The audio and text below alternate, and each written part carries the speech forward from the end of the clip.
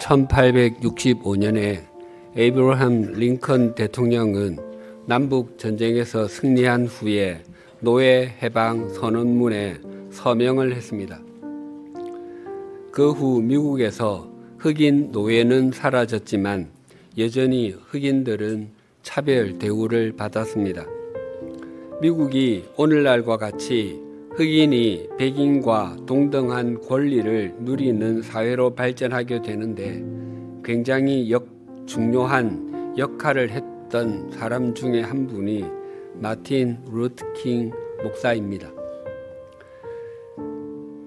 흑인들이 미국에서 전국적으로 참정권을 얻기 2해 전에 그는 워싱턴 DC 링컨 기념관 앞 광장에 운집한 25만 명 앞에서 그 유명한 나에게는 꿈이 있습니다 라는 연설을 했습니다. 나에게는 꿈이 있습니다. 언젠가는 이 나라가 일어나 모든 사람은 평등하게 태어났다라는 진실의 강령대로 살아가는 날이 있을 것이라는 꿈이 있습니다. 나에게는 꿈이 있습니다. 언젠가는 조지아주의 붉은 언덕 위에서 노예들의 후손들과 노예 소유주들의 후손들이 형제애의 식탁에서 함께 자리할 수 있을 것이라는 꿈이 있습니다. 나에게는 꿈이 있습니다. 언젠가는 어린 흑인 소년들과 어린 흑인 소녀들이 어린 백인 소년들과 어린 백인 소녀들과 형제 자매로서 손을 맞잡을 수 있을 것이라는 꿈이 있습니다. 미국에서 전에는 백인과 흑인이 물과 기름처럼 분리된 상태에서 있다가 이제는 동등한 인격체 같은 미국 국민이 되었듯이 오늘 본문에도 2000년 전 처음에는 유대인과 이방인이 물과 기름처럼 결코 화합할 수 없었지만 후에는 서로 가까워질 뿐만 아니라 하나님께도 가까워졌다고 증거합니다. 오늘 본문 11절이 이렇게 증거합니다. 그러므로 생각하라. 너희는 그때의 육체로는 이방인이요 손으로 육체에 행한 할례를 받은 무리라 칭하는 자들로부터 할례를 받지 않은 무리라 칭함을 받는 자들이라. 성경에서 처음으로 할례를 받은 사람은 아브라함입니다. 2000년 전부터 이어져 온 할례, 최고의 조상으로 여기는 아브라함으로부터 시작된 할례를 유대인들은 그토록 귀중하게 여겼고 할례를 받지 않은 이방인들은 사람으로 여기지도 않았습니다. 유대인들은 오직 하나님께서는 유대인들만 사랑하신다고 생각했습니다. 또 안식일에 담장이 무너졌을 때 그 안에 사람이 있는지 없는지 확인하고 유대인이 깔렸으면 파편을 치우고 꺼내주었지만 이방인이 깔렸으면 그대로 두었습니다. 할례를 받지 않은 이방인은 사나 죽으나 다름이 없다고 여겼기 때문입니다. 또 바울은 하나님을 알지 못했던 이방인이 어떠했었는지를 이렇게 말합니다. 그때의 너희는 그리스도 밖에 있었고 이스라엘 나라 밖의 사람이라 약속의 언약들에 대하여는 외인이요 세상에서 소망이 없고 하나님도 없는 자이더니 세상에 있는 사람을 둘로 나누면 그리스도 안에 있는 사람과 그리스도 밖에 있는 사람이라 할 수 있습니다. 그리스도 밖에 있는 사람은 이스라엘 나라, 즉 이스라엘 공동체에 속하지 못한 사람이고 하나님의 언약과는 무관한 사람입니다. 제가 스위스 제네바에서 사역했던 6년 동안 매년 스위스 정부로부터 거주 허가를 받아야 했습니다.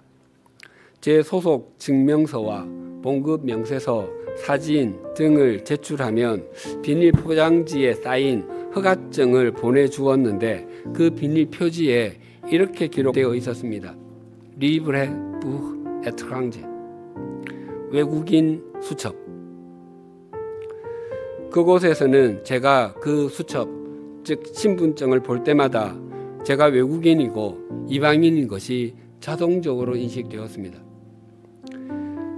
스위스 정부에서 자국민들에게 베푸는 법적, 경제적, 사회적 보호와 보장에서 저는 예외였습니다.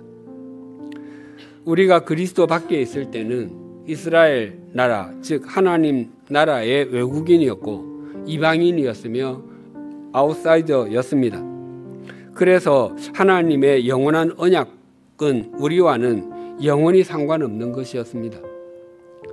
그러나 우리가 그리스도 안에 있는 사람이 되었을 때 우리는 하나님 나라의 시민이 되었고 영원한 하나님의 언약은 우리와 맺은 약속이 되었습니다. 13절이 이렇게 증가합니다. 이제는 전에 멀리 있던 너희가 그리스도 예수 안에서 그리스도의 피로 가까워졌느니라. 우리를 하나님께로 가까이 가도록 만들어 준 것은 그리스도의 피입니다. 그리스도 예수 안에서 그리스도의 피로, 이것보다 우리의 신앙의 핵심을 더 잘 정리할 수는 없습니다. 하나님께서는 예수님을 우리를 하나님께로 가까이 이르게 해주는 유일한 통로, 속죄양으로 인정하셨습니다. 예수님께서 죽음에서 부활하시고 승천하시며 성부 하나님 보좌 우편에 계셔도 우리 신앙의 핵심은 어린 양 예수의 십자가이고 십자가에서 흘리신 대속의 피입니다. 우리는 예수 그리스도 안에서 그리스도의 피로 가까워졌고 하나님께도 가까워진 사람들입니다. 우리가 주일마다 예배를 드리고 구역에 속하여 구역 공부에 참여하게 되고 기도회와 성경 공부 등에 참여하는 이유는 하나님께로부터 멀리 있던 우리를 가까이 오게 하셔서 하나님 나라의 백성으로 하나님의 자녀로 삼아주심에 감사드리며 주님의 피 흘리심에 응답하는 삶을 사는 것이기 때문입니다.